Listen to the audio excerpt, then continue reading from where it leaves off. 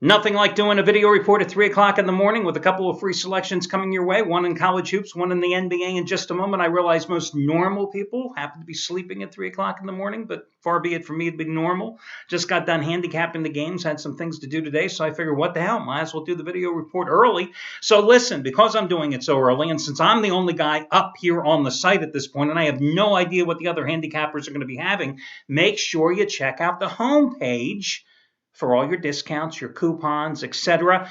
And that's where you're going to find them. And if you ever have any questions, you always can contact customer service as well.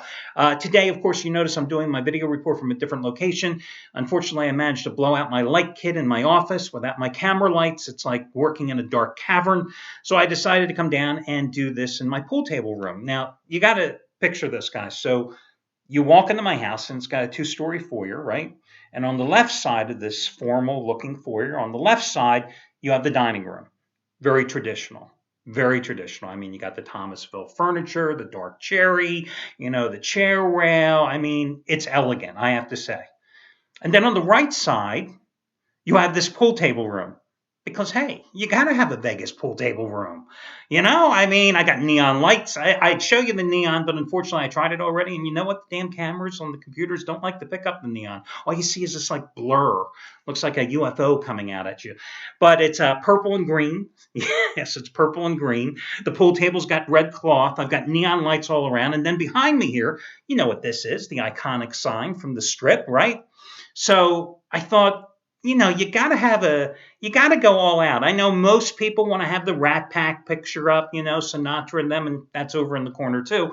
But I wanted to go one step further. So when you walk in through my foyer, traditional dining room on this side, and you see this monstrous sign from Vegas on the other side. I found a picture. I went to a company in Henderson, which is right outside of Vegas. And normally they specialize in doing graphics that you wrap around cars. When you see cars or trucks going down the street and they have all the billboards, the moving billboards on them, that's what they specialize in. So I had a sign made. It's 18 by 10 of the Vegas sign. And it's really cool because if you look at I can't show it to you right now, but at the bottom, it shows actually not only the sign, but the perspective of the photo. It shows you the Strip. You see the Mandalay Bay, you see the McDonald's, you see the Walgreens. I mean, it's an amazing thing. Who the hell is going to buy this house for me in the future? God knows. Because I just can't picture there's that many people that want to walk into a formal foyer, look at the dining room on one side, and then behind the French doors on the other side go, why do you have all this neon light and a pool table room and what once was your formal living room? I guess I got to find another sicko like myself. And I don't even play pool. I've only played pool. As a matter of fact, my computer is sitting on the pool table here. I think I've played pool maybe 3 or 4 times in the past 3 or 4 years on this table. I don't even like the game. But, you had to have it. You have to have a pool table room. Anyway, just my thoughts for today. Hey, let me get to your free selections here. Now, of course, I gave you Gonzaga back-to-back nights in the West Coast Conference tournament, and the Bulldogs delivered with 2 straight wins and covers. So let's look to keep the good times rolling here today. And I'm going to start in college basketball in the Big 12 tournament, where the Oklahoma State is taking on Texas Tech. I mean, was that preordained? Was that destiny? You know the background here. You remember what happened when they played in Lubbock. Marcus Smart got into the brouhaha with the fan. And FYI, I never commented on this at the time, but here's my opinion. If you're going to a professional sporting event and you're paying big money for a ticket, you are entitled to, within reason, no profanity, no insulting someone's mother. You are entitled, I feel, to ride players because those players are making a hell of a lot more money than you are on the floor, okay? I feel you're entitled. It's America. It's First Amendment rights, all that kind of stuff. But I have a totally different viewpoint on college sports. I just think that, when those kids are out there and they are not getting paid, and please don't give me the argument that they're getting tuition and scholarship and all that crap. How much money are the universities making on the merchandise sales? Oh, and they're sharing the refreshment stand money with the kids? Yeah, right. I just don't see it going that way for college. So, Marcus Smart, yes, he short-circuited. He went after the fan, but the fan also opened up his big fat mouth. And hey, listen. I don't care what type of booster and what kind of fan you are. I mean, that just doesn't fly in college. But anyway, so you know the deal there.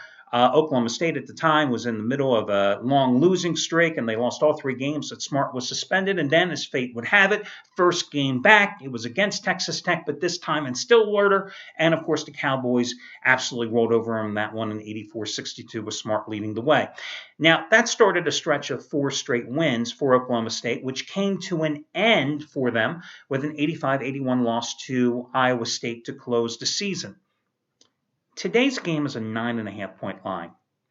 It's not that I think Texas Tech is that good. It's not that I think that Texas Tech is going to win this game, but I do think that this is too big of a price here. Texas Tech finished the season with a big 59-53 upset of Texas in their season finale. They had lost 6 straight games prior to that, but they had also played the cream of the crop in the Big 12. To me, Oklahoma State wins this game, but I think it's going to be somewhere along the margin of maybe 6 or 7 points. I just don't see the Cowboys getting up. And don't get me wrong, they're going to get up for this game, but they're not going to have that emotion that they had when they played in Stillwater in the rematch after Smart returned to action after losing the first go-round in Lubbock. So I like Texas Tech plus the points in this one as the dog. Now, let's talk about the NBA. The Memphis Grizzlies last night happened to be my best bet, and they rewarded me with a 10-point win as a 3 to 3.5-point favorite at home against the Portland Trail Blazers. They have certainly played some good ball. They have won 10 of their last 13 games. One of those losses, in fact, in that stretch came at Brooklyn when Zach Randolph sat out. So really, it just shows you how strong they have played. But, the Pelicans have had their number. 4 straight in the series, including a perfect 3-0 sweep this year. And they are coming off 3 straight wins. But who did they beat? The Nuggets? The Bucks? Those are both at home. And the Lakers in LA? Before that, they had lost 8 in a row and 10 out of 11. I listened to the game on Sirius last night. And in the post-game comments, the Memphis coach pointed out that, we got New Orleans tomorrow night, and they've beaten us all 3 times this season. Oh, that's already on his mind, and that's on the players' mind as well. The Grizzlies are just playing so well right now, and they've got everybody back and healthy. They are, having to rely, I think, a little too much on Randolph and Gasol in terms of the minutes played. Coach made mention of that in the post-game press conference last night as well, that he would like to get them a little more breathing time on the bench. But the bottom line is, with Memphis on the roll here, I'm going to go with them, even though it's their second game in back-to-back night, and go ahead and lay the 3 points with the Grizzlies. And here's another NBA selection for you. The Washington Wizards tonight are a 4.5-point favorite at home against Charlotte. Now, the Wizards have been a cash-burning team all season at the Verizon Center. 6-14 against the spread as a home chalk this season. 11-19 overall against the number at home. But they have won 7 of their last 8 at home. And the Wizards, have won 8 of their last 10 games overall, with the only 2 losses in that stretch coming at Miami at home against Memphis. Nothing to be ashamed of there. I'm going to go with them tonight. I'm going to lay the 4.5 points. They did win at Charlotte in the season's first meeting back in early January, 97-83. Bobcats have lost 4 in a row on the road, all by double-digit margins. Granted, came against the Spurs, the Thunder, the Heat, the Grizzlies, all likely postseason teams. But I like the way Washington is playing right now.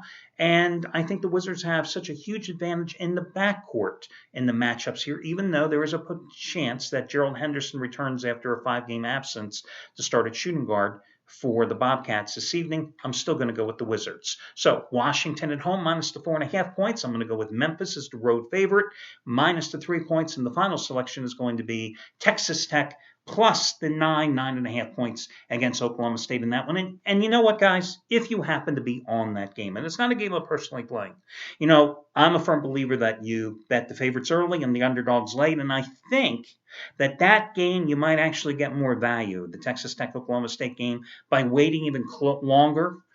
They're a dog anyway. What do you got to lose? Because I think the public will jump on the Cowboys because of the background story there involving Marcus Smart, etc. in that contest. So anyway, that's your final free pick, Texas Tech. And I will catch you again bright and early, and hopefully not at 3 a.m. in the morning, on Thursday when we have a plethora of early afternoon tournament games on schedule. See you then. One final bit about the tournaments. If you haven't played in the Conference USA all season, don't do it now. If you haven't done anything in the SEC all season, don't do it now. If you haven't followed teams from the ACC all season, don't jump on one of the matchups now. Stick with what you know when it comes to these postseason tournaments. You're not going to find me ever having a play on the Mid-American Conference. You're not going to find me having a play in Conference USA. Just haven't bothered with those conferences all season long. I mean, I've done well enough. Lately, I haven't done well anywhere. But, the conferences that I have really had a handle on most of the season have been the ACC, the Big 12, the Big East. They're going to be my bread and butter conferences. You're not going to find me dipping into some of the other conferences, not even the Pac-12, in fact, at the outset of the tournament. And I think that's wise advice for all of you guys out there as well. If you're going to do this on your own, stick with the ones that you have focused on in terms of teams and conferences the most this season. Take into account, where the so-called neutral site is going to be for the games, because obviously it's not a neutral site for everybody.